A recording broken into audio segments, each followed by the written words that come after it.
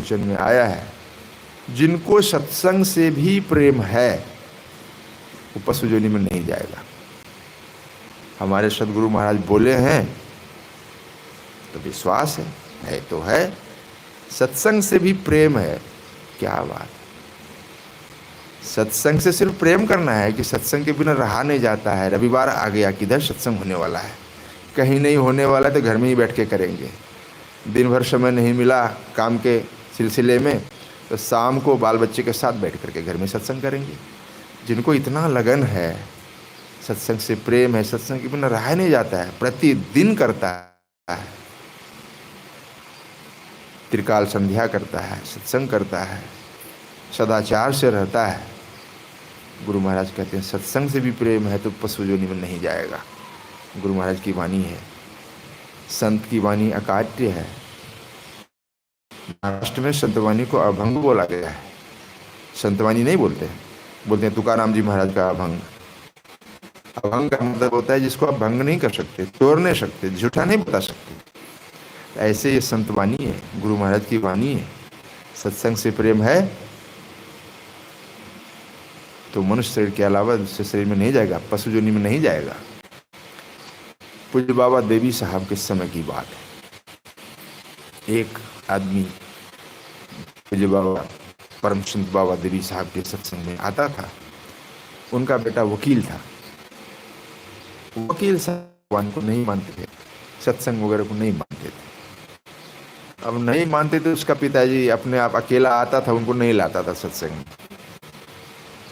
परम संत बाबा देवी साहब कहे कि कल तुम अपने लड़के को भी लाना सत्संग में। तो बोला हुजूर वो तो सत्संग वगैरह नहीं मानता है। परम संत बाबा देवी साहब के तुम उसके पिताजी हो, तुम कहो मैं तुम्हारा बाप हूँ, चलो सत्संग में। फिर वो आएगा। घर गया, अपने बच्चे को बोला, जो वकील था, बोला बाबा साहब बुलाए कल सत्संग में, तुमको भी चलना है।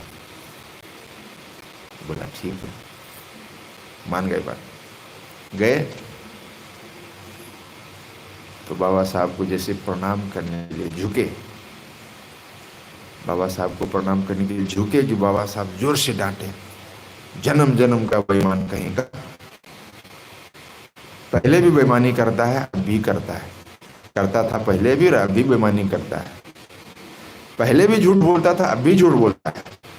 तुमको पता है तुमको ये मनुष्य शरीर कैसे मिला? एक गांव का नाम बताया।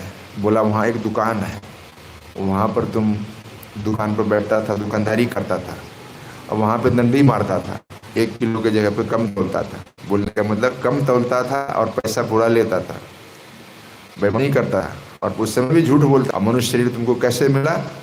एक साधु आया था उधर, उनको तुमने पैर छू के प्रणाम किया श्रद्धा भक्ति से, उनके प्रताप से साधु मिला तो सत्संग मिला।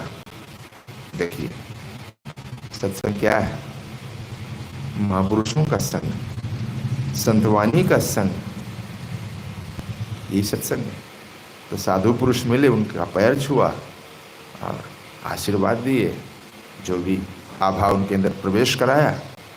84 लाख योनियों में सबसे एक झटके में पार लगा के मनुष्य शरीर में लेके खड़ा कर दिया ला करके। क्या आप आज के समय में आप समझ रहे हैं, युद्ध चल रहा है कई कई देशों में, मिसाइल आकाश में छोड़ देता है। अभी पाकिस्तान के साथ भी हुआ था।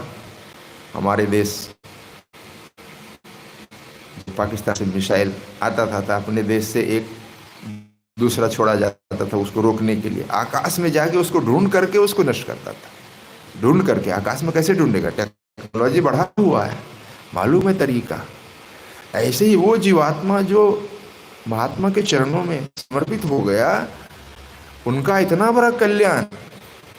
गाय में नहीं गया, बैल में नहीं गया, गधा में नहीं गया, कीड़े में नहीं गया, अंडज पिंडज उसमें जो पशु में है उसमें नहीं गया, और सीधे मनुष्य शरीर में आके लाके खड़ा कर दिया। सत्संग का प्रभाव।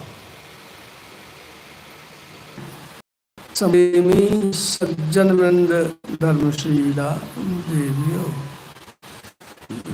आज का यह सत्संग विशेष आयोजन के